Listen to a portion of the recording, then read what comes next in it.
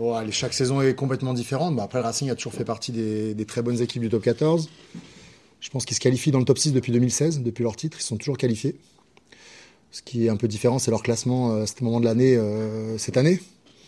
Donc, de toute façon, c'est un endroit qui a toujours été, pour beaucoup d'adversaires, compliqué, même s'ils ont eu une période un peu compliquée.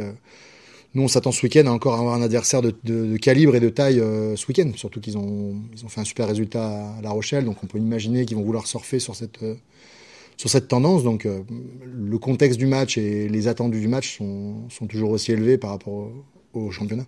Ouais, c'est comme Thomas il a dit, c'est un endroit qui privilégie la vitesse, j'ai envie de dire, avec une surface qui va très vite et qui amène beaucoup de jeux. Donc j'espère qu'on va pouvoir exploiter ça ce week-end.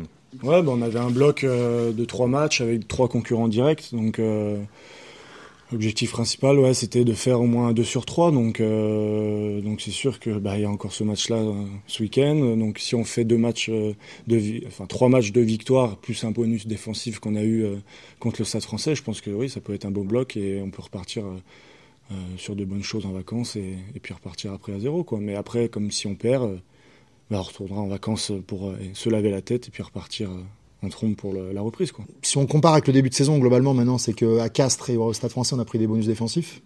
Donc déjà, on se rapproche un peu, on prend des points, ce qui n'était pas toujours le cas. En première partie de saison, c'était plutôt l'adversaire qui prenait 5 points. Ça, c'est le truc positif. Après, quand on voit le contenu des matchs, forcément, c'est frustrant, souvent c'est rageant. À Castres, on a des possessions à la fin pour essayer de gagner. Et puis surtout, le plus rageant, c'est le Stade Français, parce qu'on a de l'avance, on a 10 points d'avance à la mi-temps. On mène quand même une grande partie du match avant d'avoir des vraies absences. Les enseignements, en gros, c'est ça nous oblige en fait à élever encore le niveau, parce que forcément, il nous en manque un petit peu, puisqu'on passe près, mais aussi loin par moment. Avoir plus de maîtrise émotionnelle, rugbystique, de constance. Souvent, on a des périodes de manque, on prend 1 ou 2 essais, des cartons jaunes, des choses comme ça, des actions un peu retentissantes qui relancent complètement l'adversaire.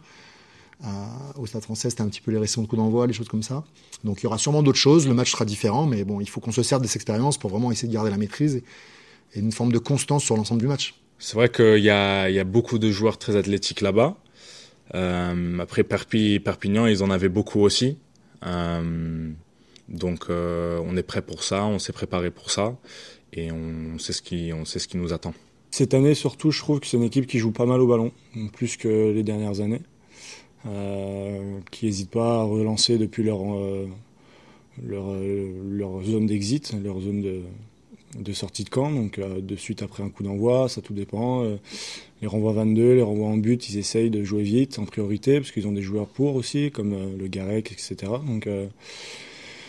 Donc ouais, c'est comme une équipe assez joueuse. Donc après, je pense que Patrice Colazo va ramener un peu plus de physicalité, des choses simples, efficaces. Mais il y a quand même des choses qu'on a quand même développées, on a amélioré. Après, c'est insuffisant parce que nous, ce qu'on veut, c'est gagner.